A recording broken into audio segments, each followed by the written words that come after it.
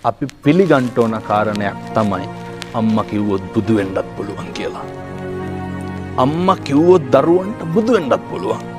අර මතකද මාතු පෝසක ජාතක කතා වස්තුවේ නැව කැඩුනට පස්සේ අපේ බෝධිසත්වය අම්මා කරේ තියාගෙන ගව් 7ක් මහ මුහුදේ පීනගෙන එනවට. පීනගෙන ආවට පස්සේ අම්මා මොකද්ද කියන්නේ?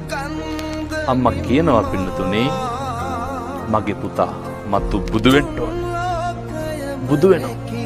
ඒ බුදු වෙන්නත් බලපාන්නේ පින්නතුනේ අම්මගේ වචනේ.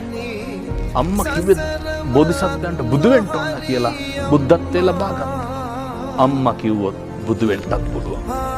මේ 21 වන සියවසේ මේ තාක්ෂණය කොච්චර දියුණුද කියනවා නම් මේ පප්පු කැවුතු අක්මා වකුගඩු ගලවලා හයි කරන කාලෙනේ.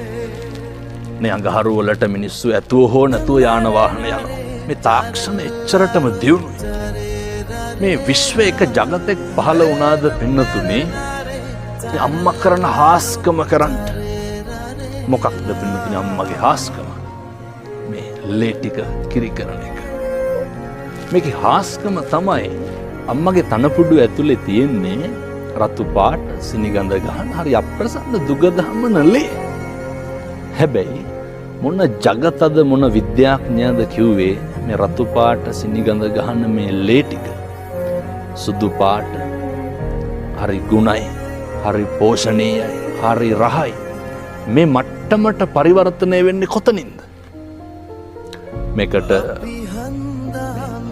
බොහොම නේ සෙන්ටිමීටර එකවත් පරතරයක් නැහැ. මේක හාස්කමක්. අපේ අම්මා කෙනෙකුට විතරක් සිද්ධ කරන්න පුළුවන් හාස්කමක්. තනපුඩුව ඇතුලේ ලේ තියෙන ඒක එළියට එනකොට අමුතුම පරිවර්තනයක්.